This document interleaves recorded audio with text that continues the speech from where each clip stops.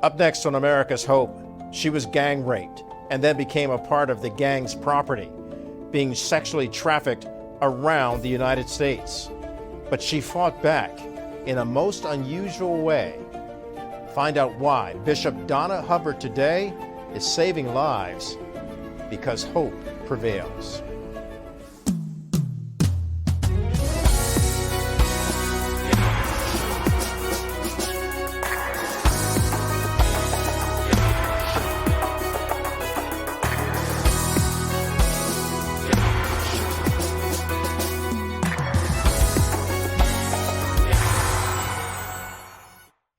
Good evening, welcome to America's Hope. I'm Kelly Wright, and tonight we're talking about a very serious issue. All of our issues are serious, of course, but this one involves human trafficking, the traffic of human souls. Most notably, women and children, and even some men are human trafficked. Did you know that modern-day slavery is far worse than it's ever been when it was legal? And more people are trafficked in and out of America and around the world for sexual favors, and it even involves child exploitation. Tonight we're going to delve into this with a woman who overcame being a victim. And she is now going out trying to make more people aware of trafficking. And through that, she's making more people aware of hope. And our hope is not an easy task. It's actually heavy lifting. That's our focus tonight on America's Hope, overcoming the depravity of human trafficking. So we've been focusing on the movie Sound of Freedom and how they've made so many people throughout the world aware of human trafficking, most particular child exploitation. Joining us now is Bishop Donna Hubbard. She's very familiar with this plight that's affecting so many children. You see, she experienced her own situation as someone who was human trafficked and sexually trafficked. Bishop Donna Hubbard, you've been going around the world helping people. In fact, you're an ambassador for the airline industry, teaching airline workers how to be prepared, how to cite what's going on, and how to see and then report it. What can you tell us about making people more aware of child exploitation and child sexual trafficking, because it is an ever-present danger, even right here in America? Absolutely. Thank you again, Kelly, for Mr. Wright, Kelly Wright, for having me here on America's Hope and for being willing to open this discussion. It's important that we talk about it, because anytime that we don't talk about something, it's considered acceptable behavior. That's the way our communities have lived. Anything that everybody's doing and nobody's talking about is considered acceptable behavior. And for so long, children have been exploited, but no one did anything about it. And our communities often kept silent about what was happening. But it's important that we recognize that our children are our most vulnerable citizens. They are the most vulnerable citizens because they don't know who to trust and who not to trust. And so traffickers count on us being too busy to pay attention and to see what we're looking at. And they count on us being too busy in our own lives to take the time to stop and see about someone else. And so the other thing is, most people don't want to report it.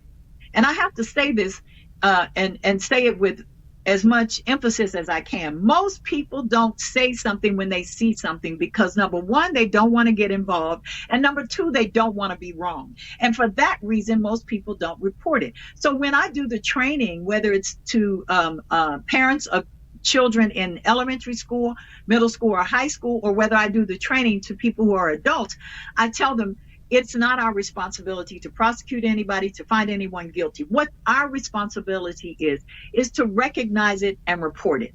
And knowing what to recognize and knowing what to report is what makes the difference. That's how lives are saved. It's knowing Donna, how to report it, what to report. What are the things that we should be looking out for so that we protect our children and our children's children and our neighbors' children? So many of us as parents have to work 2 jobs, or we're working a job that keeps us away for long periods of time. We trust that our children come home from school and they sit down and do their homework. That's not always the case. Where are your children hanging out? Who are they hanging with? So we're talking about elementary school children, and we're also talking about what are they watching on that phone that you've given them, on that iPad that you've given them, on that laptop that you've given them. And when you notice that they're spending more time doing that than they are playing outside or engaging with other family members, then you need to get involved with what they're looking at. And you need to get involved with it at a time when they're not looking at it. So you need to be able to go into their sites and see what they're looking at. When you're talking about young teenagers, now you want to talk about how long are they staying out? Where are they hanging out? Who are they hanging with? And what are their excuses when they can't, when you ask them where they've been, what are the reasons, and who are they hanging with? Those are the things that make a difference, because when they start having gaps of time when they can't account for that time, you got to know where they are and who they're with. Are children being lured into this because of what they see online? Is there, are there criminals online and luring children into this kind of illicit activity? Absolutely. There are back pages. There are TikToks and Instagrams, unfortunately, where things are posted that have code words on them that children understand, that adults don't even understand. Tattoos are not all bad, but some of the kids are ending up with tattoos at very young ages, and we don't know that those tattoos are also branding signs. When you start talking about teenagers, ask your teenagers, do they have friends that leave school at lunchtime with an older boyfriend who drives a fancy car, and they come back sometimes looking like they've been on drugs? Sometimes they don't come back to school, because sometimes they come back with a lot of more money than a teenager would normally have. They may dress more provocatively, and sometimes they have bruises. The other thing, Kelly, that's really interesting is a lot of children are being picked up and taken to juvenile hall and juvenile jail. And what's happening is traffickers have become so smart that they are recruiting young people even in jail. They will ask a young person who's a runaway, where are you going to live when you get out? And if they say, I don't have any place to go, well, you can come and live with me and my dad. You can come and live with me and my boyfriend. And this is the kind of recruiting that's being done even in jails right now and juvenile detention centers. So they're actually enticing them and seducing them into what a child might think is a better way of living, and then they find out that they're wrapped up in a nightmare and too fearful to get out. Look, in all of this, how do you bring hope to families of finding their children and saving their children who have been victimized already?